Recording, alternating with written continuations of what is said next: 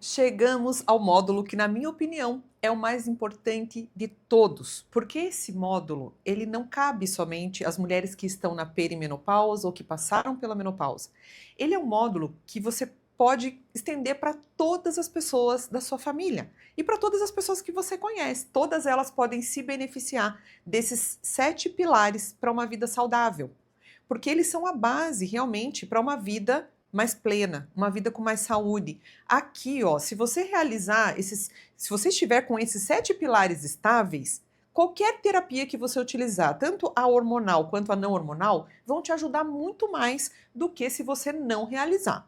Então, o número 1, eles aqui não estão em ordem de importância, embora, para mim, o sono seja o pilar mais importante. E olha que curioso, né? Na perimenopausa e na menopausa é a área que provavelmente seja a mais afetada de todas, porque o sono, para acontecer, ele precisa de um ambiente tanto externo quanto interno propício para que ele venha e para que ele seja da forma como tem que ser. E como é que tem que ser, né? A gente já sabe que nós temos as fases de sono. Nós passamos geralmente por 5 ciclos de sono durante uma noite. E aí esse ciclo ele vai do sono REM para o sono profundo, para o sono essencial, e cada uma dessas fases, gente, tem uma importância muito grande. Hoje a gente tem os smartwatch que podem ajudar você a olhar ali e ver como é que está indo o teu sono. Se a parte do sono REM está equilibrada com sono profundo, né? Nós sabemos que a parte hormonal, ela é produzida num sono mais profundo, né? Então, se a pessoa não chega nesse sono profundo, dificilmente, né, ela vai estar tendo uma produção hormonal adequada. Eu vejo muito isso em homens, quando eu peço o exame de polissonografia. Por que eu falo homens? É mais frequente em homens a apneia, mas nós temos muitas mulheres também, até com excesso de peso, que roncam demais e que têm apneia. E essas pessoas, elas têm muito mais tendência a não produzir hormônios e a ter doenças cardiovasculares, tá? Então, o sono é de extrema importância. Bom, o que eu preciso fazer aqui para ter um sono adequado? Eu preciso uma higiene do sono. Essa higiene do sono, gente, ela começa já de manhã cedo, né? Mas eu vou focar aqui um pouquinho no café.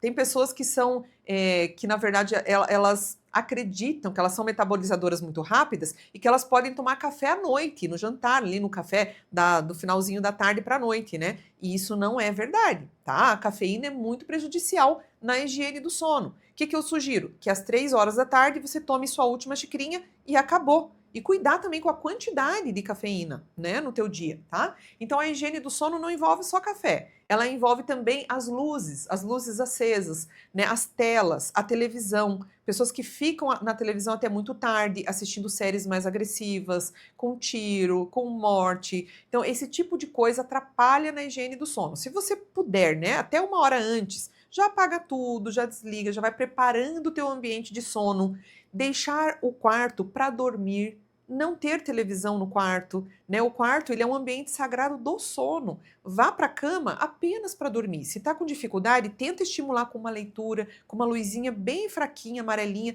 do lado da tua cama, né? Para que você não seja mais estimulado, tá? Então a parte da higiene do sono é extremamente importante. Que suplementos nós podemos usar aqui que pode nos ajudar a melhorar a parte do sono? Nós podemos usar a melatonina em gotinhas sublingual que você compra em qualquer farmácia hoje, né? Começa com uma gotinha, depois coloca 2 e aí você vai modulando e vendo. Só que o importante é que essa melatonina seja tomada antes das 11, que você apague todas as luzes. Por quê? Ela é um hormônio que nós produzimos na nossa glândula pineal.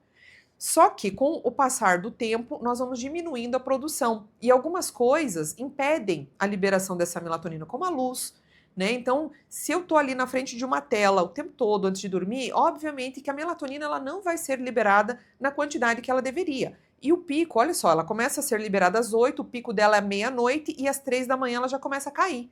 Por quê? Porque aí nós precisamos preparar o corpo para uma liberação maior do hormônio que nós produzimos chamado cortisol. Esse cortisol ele precisa estar mais alto pela manhã, porque é ele que vai dar a energia. Ele é o hormônio que a gente chama de hormônio da luta e da fuga. Tá? Olha como é lindo o nosso corpo, o nosso ciclo circadiano, né? À noite eu libero melatonina, de madrugada ela cai, de manhã eu já libero o cortisol, à noite ele cai e novamente eu libero melatonina e assim vai indo. Só que com o estilo de vida que a gente segue hoje, isso se perdeu. se perdeu por conta do estilo de vida mesmo e por causa do envelhecimento, tá? Então nós precisamos ajudar com suplementação. Então o uso da melatonina pode ser muito útil nessa fase aqui, tá? Outra coisa que pode ajudar demais é o magnésio L-treonato. O magnésio L-treonato, a gente já sabe que no solo brasileiro nós não temos magnésio, né, suficiente, nem na água. Então nós precisamos suplementar. Se todo brasileiro fosse suplementar apenas uma coisa, eu diria para suplementar magnésio, tá? Então esse magnésio, ele pode ajudar. O L-treonato em particular, ele é dos magnésios o que transpassa a barreira hematoencefálica que a gente chama, que é uma barreira de defesa, de proteção do teu cérebro. Então ele vai ajudar ali nessa parte cognitiva e ajuda também no relaxamento, tá? O magnésio ajuda.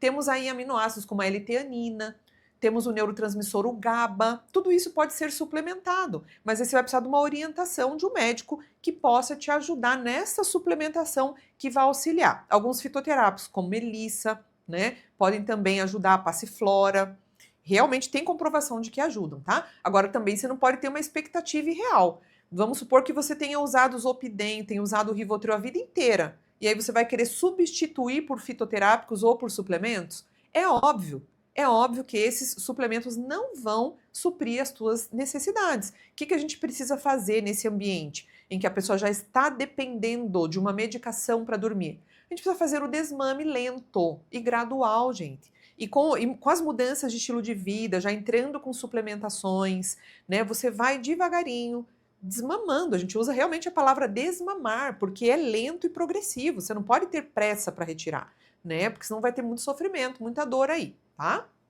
Bom, tendo falado do sono, que é o pilar, na minha opinião, mais importante de todos, podemos seguir para o intestino. A mulher na perimenopausa e na menopausa, com muita frequência, ela desenvolve um quadro chamado disbiose intestinal. E a disbiose, como o nome já fala, disbiose, né? Ela é um desequilíbrio da microbiota. Gente, nós somos feitos de bactérias. Nós vivemos numa relação comensal com as bactérias. É uma relação de troca, né? Já foi feito testes com ratinhos em que tiraram todas as bactérias intestinais dos ratinhos e eles não sobreviveram.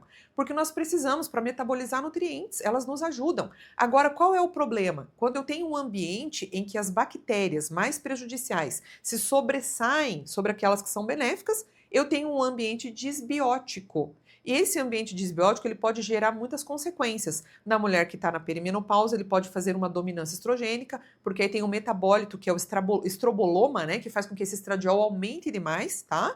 Então isso pode ser extremamente prejudicial nessa fase. Como é que a gente trata a disbiose intestinal? A gente trata com o auxílio de um nutricionista capacitado para isso. Mas já vou dar um spoiler para vocês, né? A gente tem que ter aí uma alimentação, primeiro, comida de verdade. E retirar os alimentos inflamatórios da nossa alimentação.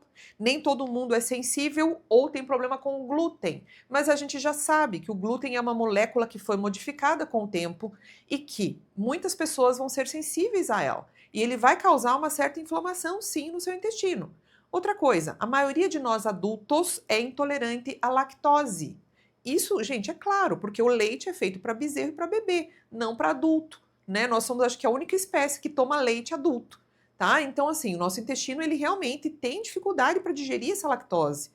E também a caseína do leite, para muitas pessoas pode ser, né, ela pode ser irritativa, tá? Então, a chance de você chegar nessa fase da vida com uma disbiose é enorme.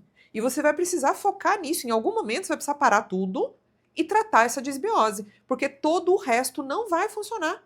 Eu tenho pacientes que não fazem absorção de nutrientes, gente. Nós entramos com vitaminas, com minerais, por conta dessa disbiose. Se não parar tudo, vamos fazer ali uma dieta 30 dias com alimentos low FODMAPs, né, que são muito fermentadores. Vamos depois rodar para uma plant-based, depois nós vamos para uma com um pouco mais de carne, entende? Precisa ter essa sensibilidade, precisa ter um nutricionista aqui que vai nos ajudar, que vai nos auxiliar a conduzir esse tratamento aí para essa disbiose. Existem suplementos que ajudam? Tem sim, né? Tem o biointestil é maravilhoso, né? Mas você precisa usar também com a orientação de um profissional, que vai te passar a dose correta, o horário certinho, tá? Mas temos sim, temos suplementos que podem ajudar aqui nessa fase, inclusive algumas enzimas digestivas que podem te ajudar já na digestão de alguns alimentos, tá?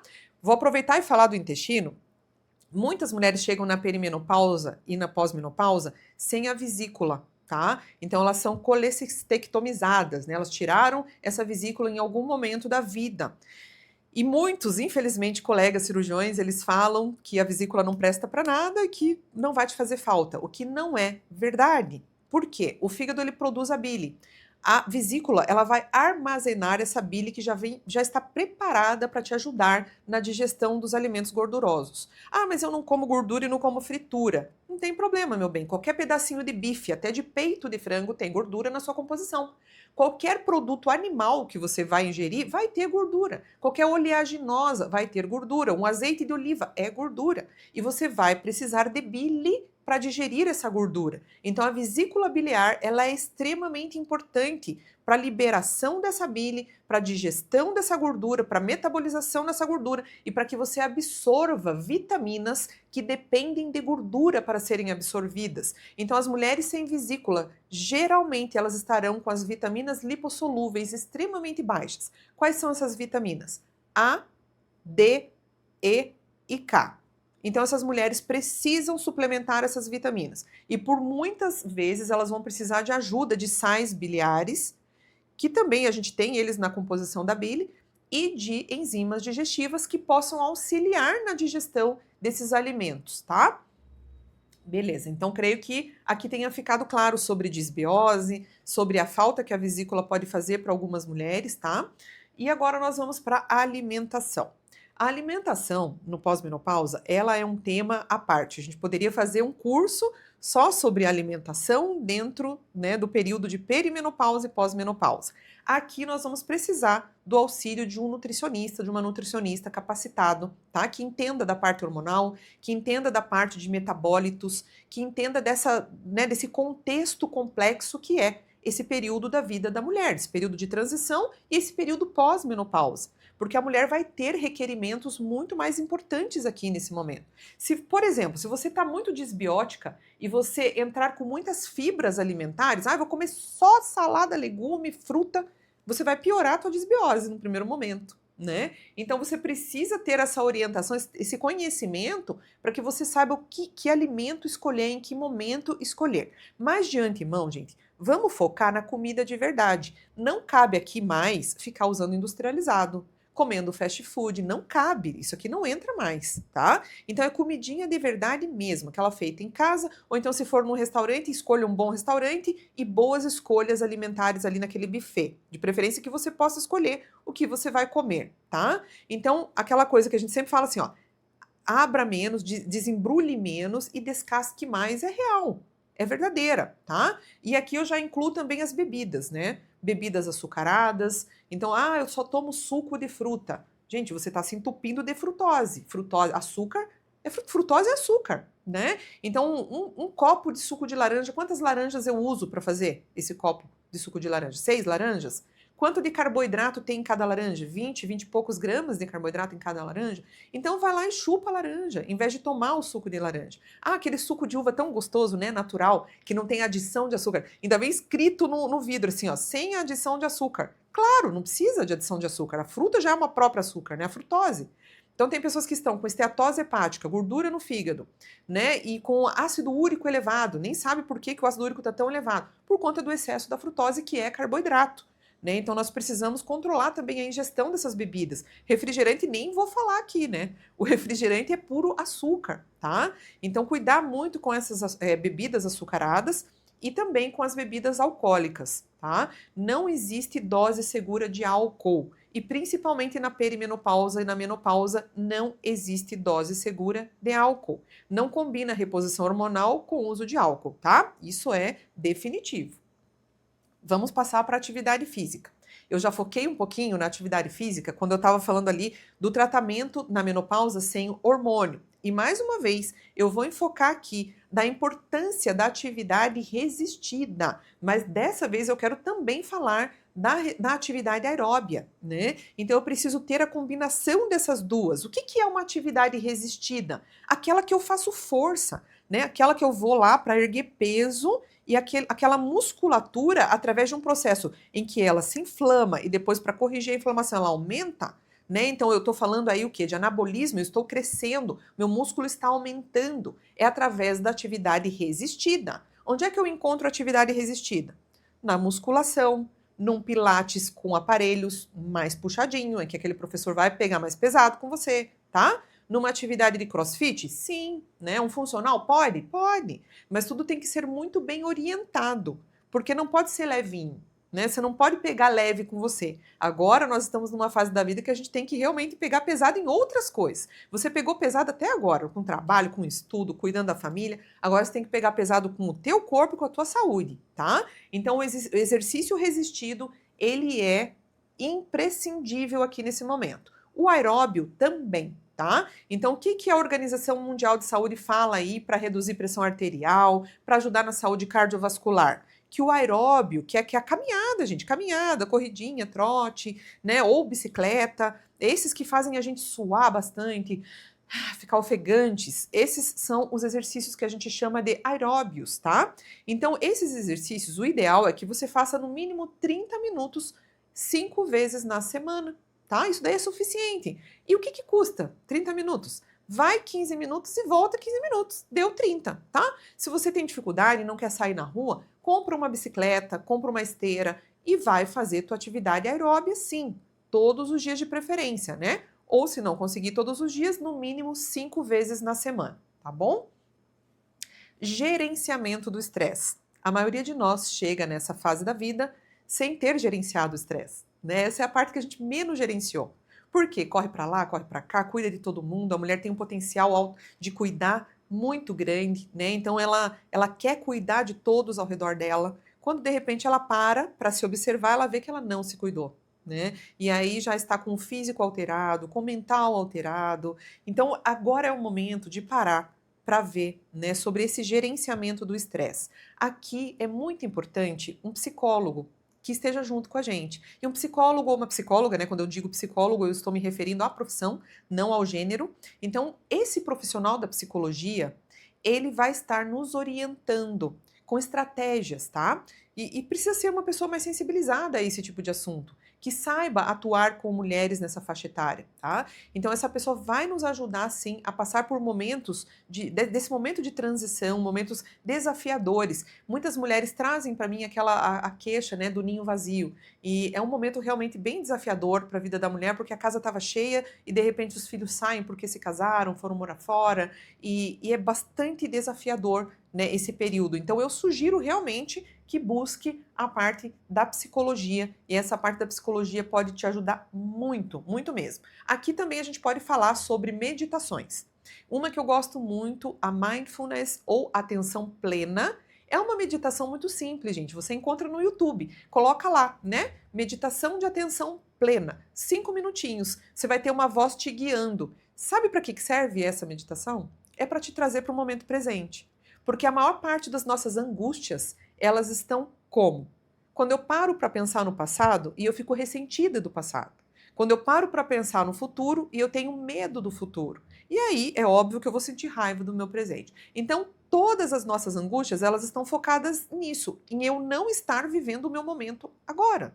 Então, quando eu faço uma meditação dessa, da atenção plena, eu estou focada no meu hoje, no meu momento presente. E é isso que vai fazer com que você, né, dissipe toda essa ansiedade, toda essa tensão, tá? Vamos lá para hidratação. Essa aqui é um pilar que eu acho muito interessante, porque quando eu pergunto para os pacientes, né? E aí, você está tomando bastante água? Você está tomando uma quantidade adequada de água? Algumas falam para mim, tô sim, doutora. Aí eu pergunto, quanto você está tomando por dia? Ah, eu tomo 2 copos, ou então eu tomo uma garrafinha de 500. Então essa pessoa equivocadamente acredita que ela está se hidratando bem. Mas aí eu digo para você o seguinte, só para produzir saliva, a maioria de nós utiliza 1,5 litro de água só para produção de saliva. Mas por que eu preciso de tanta saliva? Porque eu tenho uma glândula parótida aqui que vai ficar estimulando a liberação de enzimas para degradar o carboidrato já na boca. Então eu tenho que liberar a amilase já, aqui na minha boca. Por isso eu fico com a boca lubrificada o tempo todo. Eu tenho imunoglobulinas que vão me defender de bactérias, de vírus, de fungos, que a gente entra em contato com isso o tempo todo. Então eu preciso ter essa lubrificação, eu preciso ter essa saliva na minha boca nessa grande quantidade. Agora, essa pessoa que tomou somente 500 ml de água, mas ela precisa de 1,5 litro para produzir saliva. Da onde ela vai tirar essa água, gente? Ela vai tirar essa água do intestino, das fezes. O corpo, lá no intestino grosso, ele tem uma última chance de reabsorver água para cumprir com as funções básicas do teu corpo. Então ele pode puxar até 2 litros de água das fezes. Agora você imagina, né? O teu corpo tendo que usar água suja porque você não está colocando água limpa para dentro, tá? Qual que seria a medida correta aqui? De 40 a 45 ml por quilo de peso, tá? Então vou me pegar de novo, 60 quilos, vamos lá, 40 ml, eu vou precisar de 2 litros e 400, 2 litros e meio. Né? Então, esse é o mínimo que eu preciso ingerir por dia. Ai, mas é difícil. Tudo é difícil, gente. Tudo na vida. Viver é difícil, tá? Então, coloque metas. Compre uma garrafa num tamanho adequado, coloque metas, observe a cor da sua urina, se ela tá transparente, se ela tá com cheiro, aquilo pode te ajudar muito a te orientar, para te dizer se você realmente está hidratado ou não, tá? E por último, também muito importante a parte da espiritualidade. E aqui acontece muita confusão. Quando na minha anamnese eu pergunto, você tem alguma espiritualidade? A pessoa fala, sim, eu sou religiosa, eu vou para a igreja todo domingo. Eu não estou perguntando de religião. Eu não quero saber a tua religião. Eu quero saber da sua vida espiritual. Ah, mas o que é isso? Tem gente que olha para mim e fala, mas como assim? Bom, você acredita em quê? Você acredita em Deus? Você acredita num ser maior que você? Isso é espiritualidade.